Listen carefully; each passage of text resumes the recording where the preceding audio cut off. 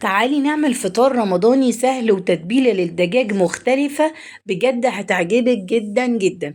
أسهل تتبيلة وتتبيلة هتخلي طعم الفراخ في حتة تانية خالص، وكمان دايبة دوب وحلوة قوي ومختلفة عن أي فراخ انت هتاكليها. حتى لو جبتي فراخ مشوية من بره مش هتطلع بالطراوة والحلاوة دي. وبصي بقى البطاطس اللي احنا حطيناها من تحت، على فكرة الصوص ما كانش فيه طماطم نهائي، بس بصي شايفة عاملة ازاي، شايفة لونها ازاي. وعلى فكرة انا مش عاملة اي فلتر ولا حاجة. اول حاجه هنا بقى هنجيب معلقه كبيره من البابريكا، معلقه من الكاري، معلقه من الكركم، والبصل معلقتين من السماق، معلقتين كبار من السماق.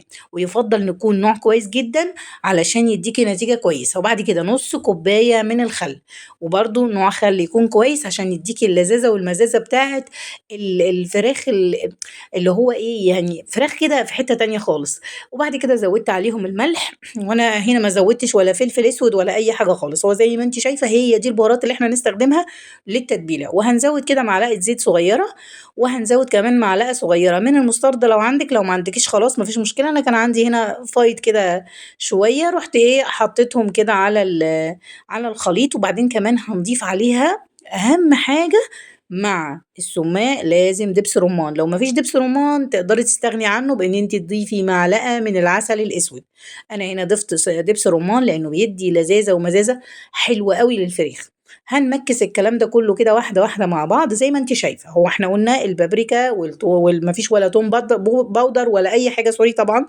آه هو زي ما قلت لك سماق وبابريكا وكاري وكركم وبس كده، وبس كده مفيش حاجة تاني.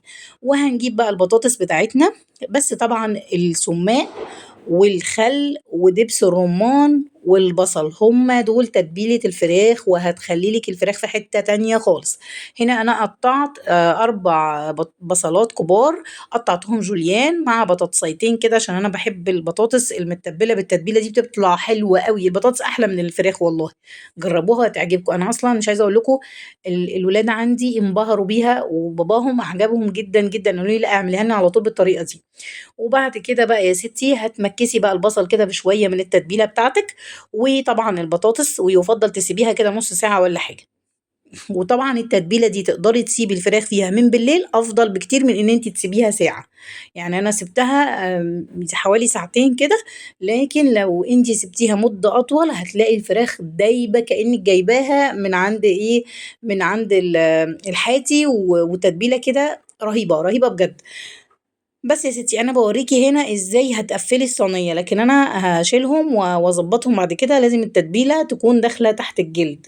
انما انا هنا عايزه لما تخلصي وترصي كده صينيتك لازم تكوني مكتفه الصينيه كده بالفراخ. يعني البطاطس ما تبقاش ظاهره، ما يبقاش الخضار ظاهر، لا انا عايزه الفراخ هي بس اللي ظاهره وتكون داخله كده في بعضها. تمام. هتتبلي طبعا بقى تحت الجلد كويس جدا، وتتبليها وتقطعي فيها شرايح كده في الجناب علشان خاطر تاخد من التتبيله وتشرب من التتبيله. انا هنا بس ايه بعد ما عملتها كده حسيت ان انا ما عرفتش اتبلها يعني، فاضطريت ان انا اطلعها واتبلها كويس. وبعد كده رجعتها تاني في الصينيه. بس كده هتسيبيها بقى زي ما انت عايزه. بصي انا هوريكي، ولازم التتبيله والبصل يدخل تحت الجلد بتاع الفراخ. الجلافز بيضايقني، بس يعني انت بقى ايه اشتغلي بايديكي يعني. بصي على قد ما تقدري تاخدي من البصل وتدخلي تحت الجلد كده بتاع الفراخ. البصل ده بيخلي الفراخ طعمها في حتة تانية خالص، ومش فلفل اسود بقى وتضيعي طعم الفراخ، لا بجد طعمها يطلع حلو قوي ان شاء الله. ولو اول مرة بتشوفيني ما تنسيش بقى تفعلي زر الجرس عشان يوصلك كل جديد، واشتركي في القناة واعملي لايك وسيبي كومنت حلو زي كده يا ست الكتكوتة. ماشي. خلاص هندخلها الفرن. بعد كده هتاخد حوالي ساعة من غير ولا فويل ولا اي حاجة، هتاخد ساعة تقريبا.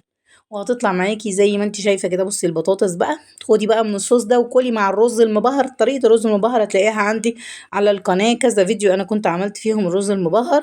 بصي الفراخ دايبه ازاي، اللهم بارك، في منتهى الجمال. وسقسقيها بقى كده في الصوص وكلي، اللهم بارك، حلوه قوي قوي قوي. لو وصلت لحد هنا ما تنسيش اللايك والشير الكتير، واشوفك على خير ان شاء الله في الفيديوهات اللي جايه، واتمنى الفيديو يعجبك. والسلام عليكم ورحمه الله وبركاته.